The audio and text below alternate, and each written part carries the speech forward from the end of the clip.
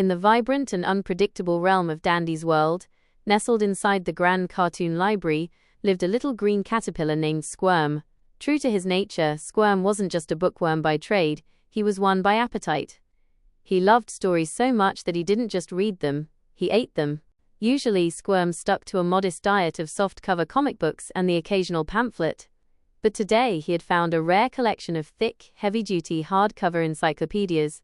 They looked too delicious to resist. He munched through volumes A, B, C, all the way to Z, swallowing up centuries of history, science, and math. But soon, the joy of a good meal turned into a nightmare.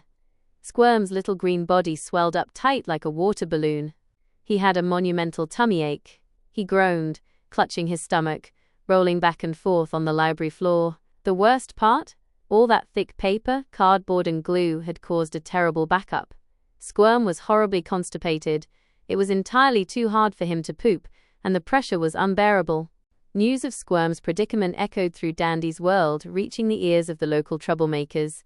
Gigi, the girl with red skin and a bright blue jacket with a star in the middle, and her grumpy accomplice Shrimpo. "Look at the little bookworm now," Gigi cackled, her eyes gleaming with mischief as she blocked the doorway to the restrooms. "Looks like you bit off more than you could chew." "Serves him right," Shrimpo yelled angrily, waving his little arms. "Who eats books anyway?" "Keep him out of the bathroom, Gigi. Let him suffer." Squirm whimpered, his tummy letting out a loud, painful gurgle squeak. Thankfully, Squirm was not alone. His loyal supporters rushed to the scene. Flight, the butterfly with sharp-edged pink wings, fluttered rapidly above Squirm, acting as a fan to cool the poor caterpillar's sweaty forehead. "Hang in there, Squirm," Flight encouraged. Shelley, the ancient fossil with bare ears, gently rubbed Squirm's back.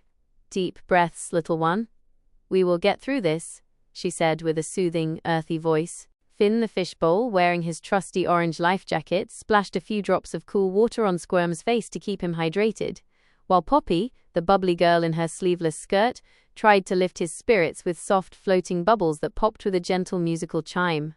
Cosmo, the sweet pastry with stars on his cheeks, looked worried.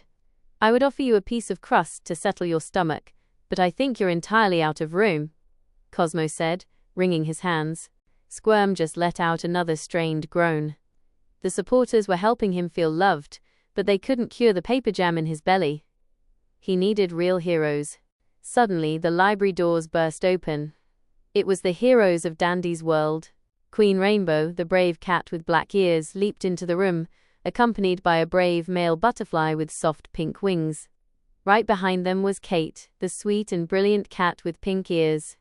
"Step aside, Gigi," Queen Rainbow commanded, her tail flicking with authority.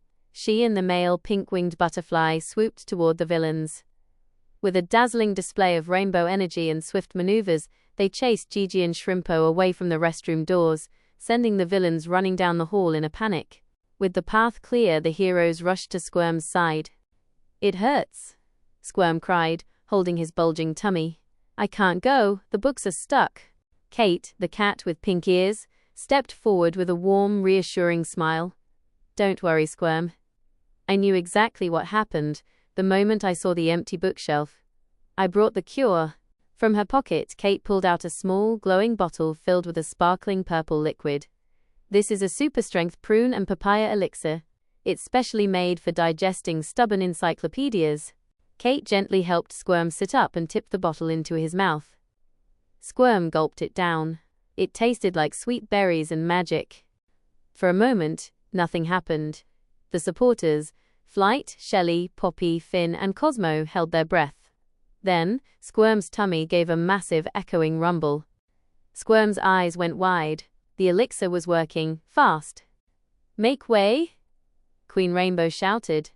Squirm wiggled as fast as his little caterpillar legs could carry him, zooming right through the doors Gigi had previously blocked. A few minutes later, the sound of a flushing toilet echoed through the library.